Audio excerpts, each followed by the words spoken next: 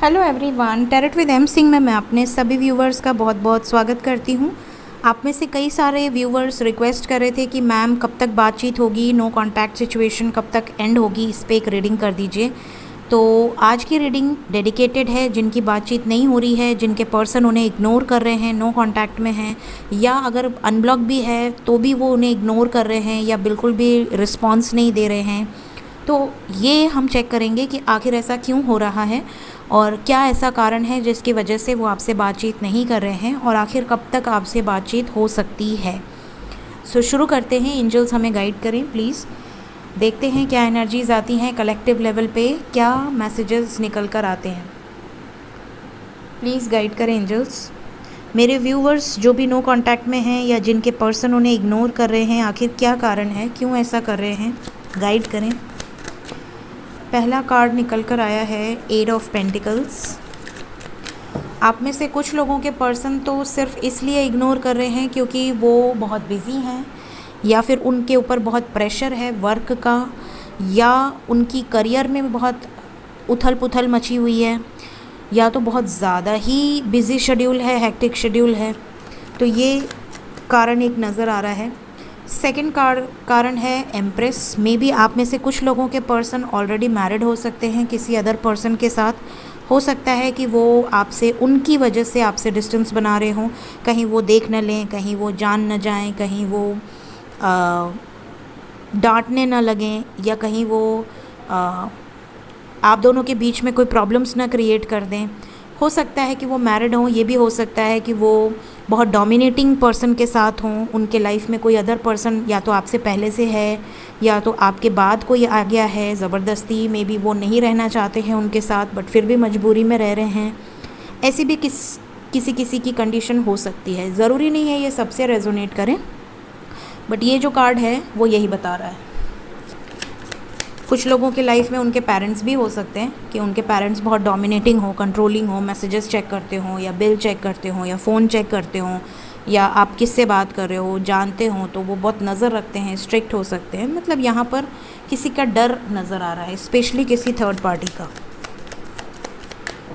Next, और क्या कारण है बात ना करने का। यस, मैंने थर्ड पार्टी का नाम लिया और देखिए कैसे मैनिफेस्ट हो गई थर्ड पार्टी। यहाँ पर थर्ड पार्टी का कार्ड आ गया।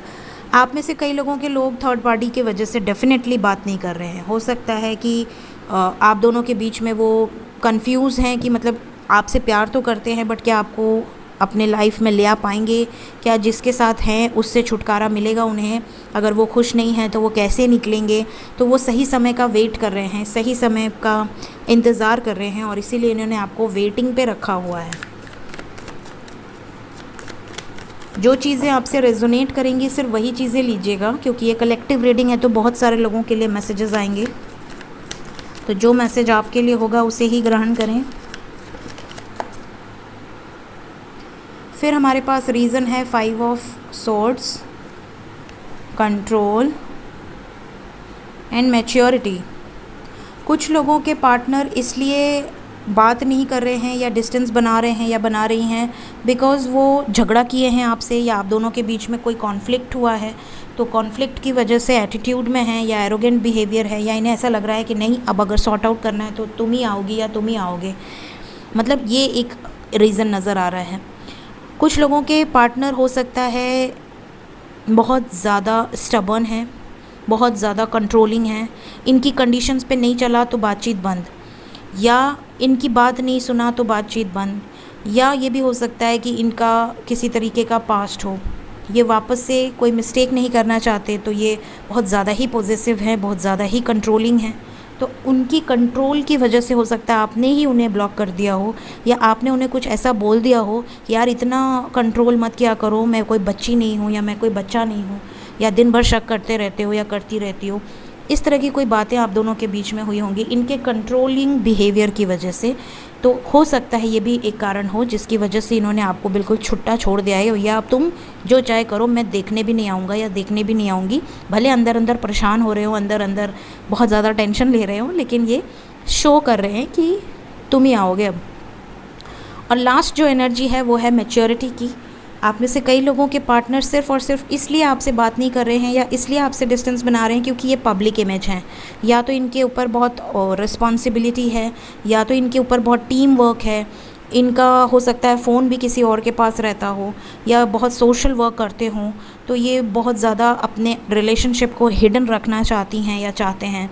ये नहीं चाहते कि समाज में पता चले कि आपके साथ इनका रिलेशनशिप है। तो कुछ लोगों से ही रेजोनेट करेगी, बट यहाँ पर ये चीज़ें नज़र आ रही हैं। बॉटम ऑफ द डेक है we are the world, 10 of pentacles, मतलब कुछ लोगों के पर्सन सिर्फ़ और सिर्फ अपनी फैमिली, अपने बच्चे, अपनी वाइफ या अपने हस्बैंड, इनके कंट्रोल में हैं, इनके सिचुएशन में स्टक हैं, जिस वजह से वो चाहते या ना चाहते भी आपसे बातचीत नहीं कर पा रहे हैं। तो सबकी अलग अलग सिचुएशन होती है। सो कुछ लोगों का यहाँ पे एक्स्ट्रा मैरिटल अफेयर का भी हो सकता है, कुछ लोगों का यहाँ पर अगर आप सिंगल हैं तो पेरेंट्स का इन्वॉल्वमेंट या इनके करियर का इन्वॉल्वमेंट हो सकता है, या इनके ये जो झगड़ालू नेचर है, कंट्रोलिंग नेचर है, ये इन्वॉल्वमेंट हो सकता है। तो जो मैसेज आपके लिए है उसी को लीजिएगा, ठीक है। तो यहाँ पर ये रीज़न्स निकल कर आए हैं इस डेक से। अब मैं देखूँगी कि वो इस वक्त आपको लेकर क्या सोच रहे हैं। क्या वो आना चाहते हैं वापस? क्या आपसे बातचीत करना चाहते हैं? क्या वो आपको याद करते हैं, मिस करते हैं? प्लीज़ गाइड करें एंजल्स। क्या बातचीत करना चाहते हैं? क्या मिस करते हैं आपको आपके पार्टनर्स? क्या मेरे व्यूवर्स को उनके पर्सन याद करते हैं, मिस करते हैं?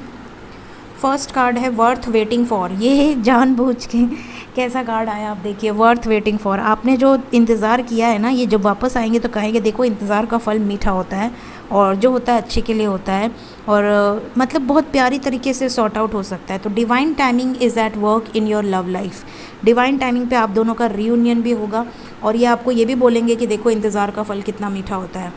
Free yourself. ये भी हो सकता है कि आप में से कई लोगों के पर्सन खुद को फ्री करने में लगे हुए हैं, किसी स्टक सिचुएशन में अटके हुए हैं, जैसे कि ये अटका हुआ है, इसको बांध दिया गया है इसमें। सो यहाँ पर हो सकता है कि आपके पर्सन या आप किसी सिचुएशन में अटके हैं जिस वजह से ना आप उनसे बात कर पाती हैं या कर पाते हैं, या नहीं वो आपसे बात नहीं कर पा रहे हैं। कुछ इस तरह की चीज़ें भी आप में से कुछ लोगों के लाइफ में हैं। तो डेफिनेटली ये आपको बहुत याद करते हैं, मिस करते हैं। Let go of control issues. आप में से कई लोगों के पर्सन इसलिए आपसे डिस्टेंस में है, जैसा कि मैंने कहा, कंट्रोल इश्यूज़। या तो आप बहुत कंट्रोलिंग हैं, हर चीज़ में डोमिनेट करती हैं या करते हैं, या तो वो बहुत कंट्रोलिंग हैं। तो यहाँ पर ये शिकायत है इनकी आपसे कि बहुत ज़्यादा स्टबन बिहेव मत किया कीजिए इनके साथ, इनको थोड़ा पोलाइटली हैंडल किया कीजिए, हमेशा इनके ऊपर धौंस मत जमाया कीजिए, या लेट गो कीजिए कंट्रोल इश्यूज़ को। या तो ये खुद को समझा रहे हैं, अगर ये इन्होंने कंट्रोल इश्यूज़ किए हैं, या अगर आपने किए हैं तो ये आपसे ये बातें कहना चाहते हैं, इनके दिल में है ये बातें। अगर आप बहुत ज़्यादा शक्की हैं या हर चीज़ पे शक करते हैं, या कंट्रोल फैक्टर्स हैं, कुछ रिलीजियस फैक्टर्स, हो सकता है कि आप दोनों में से कई लोगों का नो कांटेक्ट सिर्फ इसलिए हो कि कास्ट कल्चर अलग है, तो शायद शादी नहीं हो पाएगी या कमिटमेंट नहीं दे पा रहे हैं, बिकॉज़ डर रहे हैं कि क्या होगा, कल्चर अलग है या रिलीजन अलग है। तो ये भी एक फैक्टर है जिसकी वजह से ये खुद को आपसे डिटैच तो कर रहे हैं, बट डिटैच हो नहीं पा रहे हैं। बॉटम ऑफ द डेक है वेरी सून। तो बहुत जल्दी आप लोगों का रीयूनियन होगा, बहुत सारे लोगों का। ट्रस्ट कीजिए इनके ऊपर। एंगेजमेंट हो सकता है आप में से कई लोगों के पर्सन आपके साथ इंगेजमेंट करने की प्लानिंग कर रहे हों, या फिर इनकी इंगेजमेंट किसी अदर पर्सन के साथ फिक्स करी गई हो और ये बहुत ज़्यादा इस स्टक सिचुएशन से बाहर निकलने की कोशिश कर रहे हों। अट्रैक्शन, आपकी तरफ बहुत ज़्यादा अट्रैक्शन है इन्हें, आपके लुक्स की तरफ, स्पेशली आपके बिहेवियर की तरफ। ये कहीं भी रहें, कितना भी आपसे डिटैचमेंट रहे, बट ये अपने आप को आपसे अटैच किए बिना रह नहीं पाते हैं। ये आपको स्पाई करते हैं, आप पे नज़र रखते हैं, आपके बारे में इनको सब कुछ पता होता है, इतना अट्रैक्शन है इनका आपकी तरफ। लास्ट कार्ड है let your friends help you. हो सकता है कि थोड़ी बहुत मिसअंडरस्टैंडिंग हो, आपके म्यूचुअल फ्रेंड्स चाहें तो हेल्प कर सकते हैं। तो बॉटम ऑफ द डेक है वेरी सून। तो बहुत जल्द आप में से बहुत सारे लोगों का रीयूनियन होगा। एंड उसके नीचे है कॉलिंग इन योर सोलमेट। आप में से बहुत सारे लोगों के बीच में चाहे जो भी सेपरेशन का रीज़न हो, लेकिन ये सब कुछ बहुत जल्द ख़त्म होगा। कितने जल्द ख़त्म होगा ये भी देख लेते हैं, कितना समय लगेगा एंजल्स।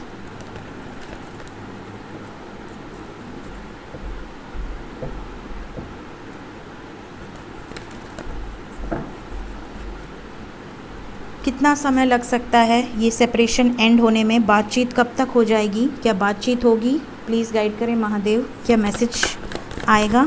पहला कार्ड है बैलेंस। क्या मैसेज आएगा मेरे व्यूवर्स को उनके पार्टनर्स की तरफ से? क्या कॉल मैसेज आएगा? डेफिनेटली आएगा गाइस। यहाँ पर जो नंबर इम्पॉर्टेंट है वो है 3। देखिए पहला कार्ड 3 है, फिर दूसरा कार्ड 3 है, फिर तीसरा कार्ड 3 है, फिर चौथा कार्ड 3 है। ऐसा बहुत रेयर होता है किसी भी रीडिंग में जहाँ पे 4 टाइम्स 3 आए। तो यहाँ पर मोस्ट प्रोबेबली 3 आवर्स, 3 डेज़ या 3 वीक्स के अंदर आप में से बहुत सारे लोगों का सेपरेशन एंड होने वाला है। 3 3 3 3। सो यहाँ पर बैलेंस क्रिएट होगा with in 3 weeks, with in 3 hours, with in 3 days. तो पेशेंस रखिए, हो सके तो रेड तारा मंत्र सुनते रहिए, पॉजिटिव रहिए, अपने सोलर प्लेक्सस और अपने रेड कलर और येलो कलर का ज़्यादा इस्तेमाल कीजिए। बेस चक्र और सोलर प्लेक्सस चक्र मेडिटेशन ज़रूर कीजिए ताकि आपके रिलेशनशिप हील हो सके।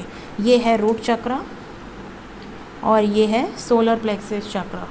इसका मंत्र यूट्यूब पे दिया रहता है, आप ज़रूर से सुने और मेडिटेशन करें। स्ट्रेंथ में रहें, पावर में रहें, ठीक है। तो आपका जो रिलेशनशिप में ब्लॉकेजेस आ रहे हैं वो ज़्यादातर हील हो जाएंगे। हो सके तो रेड तारा मंत्र भी ज़रूर सुने। अगर आप किसी दूसरे कास्ट कल्चर से हैं और आपकी कास्ट आपको आपका रिलीजन आपको अलाउ नहीं करता कोई भी मंत्र सुनने के लिए, तो फिर आप किसी सॉन्ग या किसी सब्लिमिनल पे, या अगर आपके पास कोई अपना मंत्र होता हो तो आप उस पर भी मैनिफेस्ट कर सकते हैं, ठीक है। तो ये है आज की रीडिंग। होप आपको गाइडेंस मिली हो। Thank you so much. Take care, bye bye.